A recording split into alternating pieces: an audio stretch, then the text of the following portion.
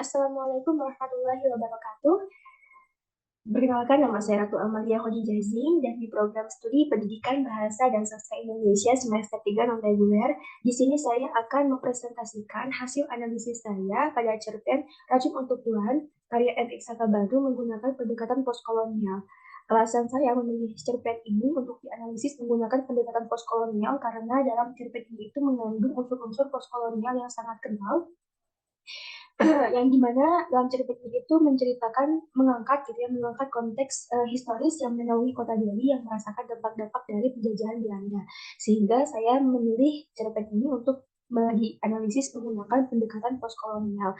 Adapun pengarang dari cerpen ini yang bernama Iksaka Banu, yang dimana beliau lahir di Yogyakarta tanggal 7 Oktober tahun 1964, yang dimana beliau juga menyelesaikan pendidikannya itu di jurusan Desain Grafis Fakultas Seni Rupa dan Desain di Institut Teknologi Bandung. Beliau juga memiliki dua buah cerita pendeknya, yaitu Mawar di Kanal Macan dan Semua untuk Hindia, yang berturut-turut terpilih menjadi salah satu dari 20 cerpen terbaik Indonesia versi Pena Kencana pada tahun 2008 dan 2009. Adapun landasan teoritis bahwa karya sastra itu pada umumnya memiliki tiga macam, yaitu puisi, drama, dan prosa. Dan sastra prosa ini memiliki ragam seperti cerpen, roman, dan novel. Dan ketiga, karya sastra memiliki ciri-ciri tersendiri dalam penyajiannya seperti itu. Menurut Jabrohim, cerpen itu adalah sebuah cerita fiksi yang berbentuk prosa yang singkat, padat, yang dimana unsur-unsur ceritanya itu terpusat pada satu peristiwa pokok saja. Adapun yang akan dilakukan sebelum analisis postkolonial adalah melakukan analisis struktural terlebih dahulu. Nah, analisis struktural ini kita akan menganalisis beberapa macam, yakni adanya analisis sintaksis yang di dalamnya adalah analisis pengaluran, yang kedua analisis semantik, yaitu di dalamnya terdapat tokoh penokohan, latar dan tema, dan yang terakhir adanya analisis pragmatik yang di dalamnya yaitu sudut pandang pengarang. Adapun dalam teori postkolonialisme ini, yang akan dianalisis itu yang pertama oposisi biner, yakni perlakuan penjajah kepada yang dijajah. Lalu yang kedua menganalisis hegemoni budaya dan kuasa dalam cerpen yang kita analisis ini seperti itu.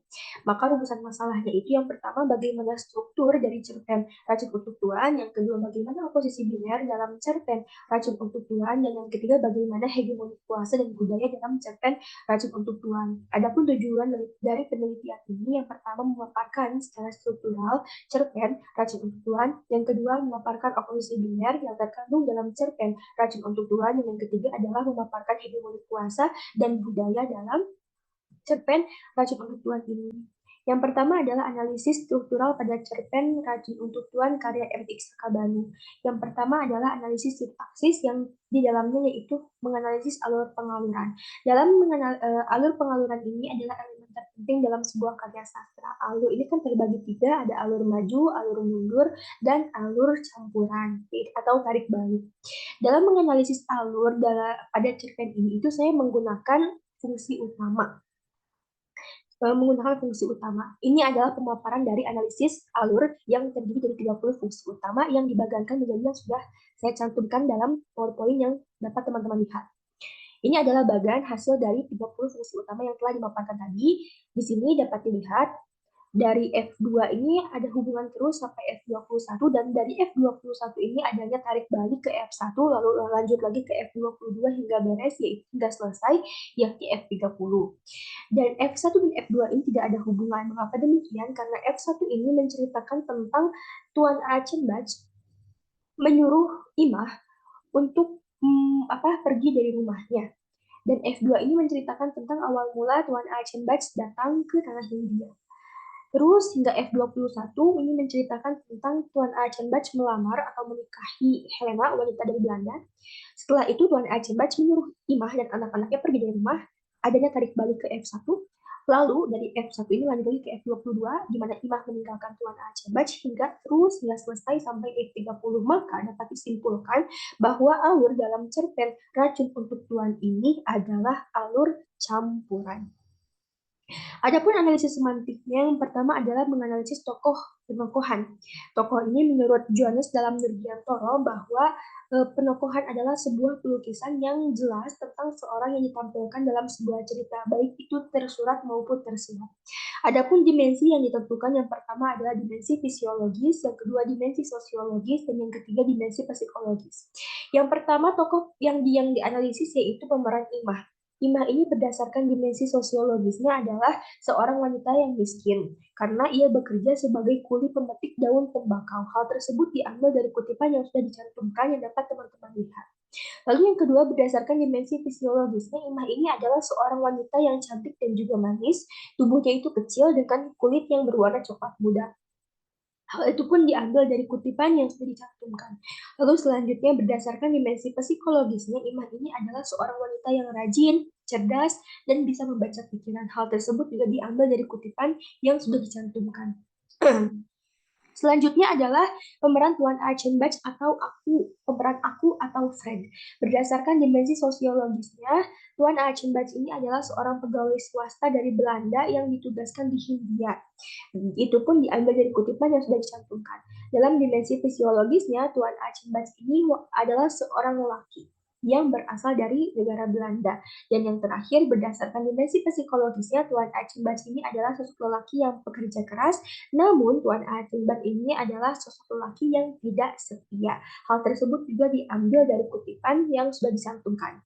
Selanjutnya ada Van Zandam. Van Zandam ini yang menurut dimensi sosiologisnya adalah seorang lelaki yang kaya raya karena dia adalah seorang kepala administrator. Lalu menurut dimensi psikologisnya, Van Zandam ini adalah seorang lelaki yang suka bermain wanita dan lelaki yang kasar. Yang terakhir, Helena Huberta Teunis. Berdasarkan dimensi fisiologisnya, Helena ini adalah seorang wanita yang cantik dan juga memiliki telinga yang lebar. Lalu berdasarkan dimensi psikologisnya, Helena ini adalah sosok wanita yang anggun. Adapun latar, dapat diketahui latar ada dua, latar tempat dan latar waktu. Latar tempat dalam cerpen ini itu adalah yang pertama, terdapat dua. Yang pertama yakni perkebunan tembakau di Sumatera Utara, dan yang kedua adalah di benua Eropa, negara Belanda, seperti itu. Adapun latar waktu dalam cerpen ini yaitu ketika masa penjajahan kolonial Belanda ke tanah Hindia. Adapun tema yang terkandung dalam cerpen ini itu adalah tentang pernikahan, tentang kawin kontrak. Karena dalam cerpen itu menceritakan tentang lelaki yang menikahi perempuan, namun hanya karena untuk meluapkan hasratnya saja sehingga dapat dilepaskan kapanpun sesuai keinginan lelaki tersebut walaupun tidak ada persetujuan dari wanita yang menikahinya. Adapun analisis pragmatik yang terdiri dari sudut pandang pengarang bahwa sudut pandang pada cerpen ini itu dikategorikan sebagai sudut pandang orang pertama sebagai pelaku utama. Hal tersebut sesuai pada kutipan yang sudah dicantumkan dalam PowerPoint dan dapat teman-teman lihat. Lalu yang ketiga adalah analisis postkolonialnya dalam cerpen ini. Dalam yang pertama yaitu oposisi biner. Oposisi biner ini adalah pandangan kaum kolonialis barat, khususnya kaum oriental yang merendahkan pandangan timur masyarakat jajahannya sebagai konstruksi sosial budaya yang tidak dapat terlepas dari kepentingan dan kekuasaannya. Yang pertama adanya relasi, bahwa dalam cerpen yang berjudul Racun untuk Tuan, mengandung relasi-relasi dominasi antara Belanda sebagai tuan dengan kuli dan pekerja perempuan pribumi yang disebut nyai. Nyai, para pekerja wanita pribumi ini didominasi sekaligus dieksploitasi oleh tuannya atau dapat disebut sebagai majikannya. Bukan hanya pekerja wanita saja, tetapi dalam cerita RUT ini yang dieksploitasi itu orang-orang pribumi dan apalagi orang-orang yang bekerja di perkebunan tembakau. Lalu adanya resistensi dalam cerita ini yaitu perlawanan yang dilakukan oleh orang-orang yang dijajah kepada orang-orang yang menjajah.